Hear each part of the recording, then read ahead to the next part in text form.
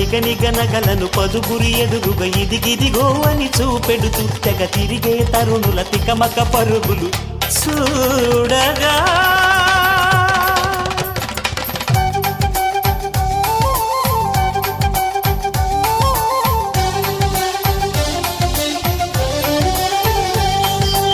ఆకాశం దిగి వచ్చి మబ్బులతో వెయ్యాలి మన పందిరి